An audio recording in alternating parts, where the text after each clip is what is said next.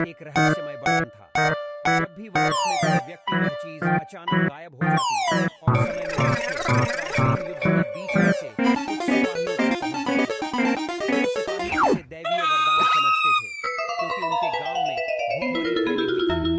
उन्हें इस बर्तन से खाने पीने की चीजें मिल रही थीं, जो उनकी जरूरतें पूरी कर रही थी। कमांडर इस वरदान को समझकर भगवान तक संदेश भेजने की योजना बनाता है। वो एक सफेद कपड़ा निकालता है और उस पर अपने खून से कुछ लिखता है।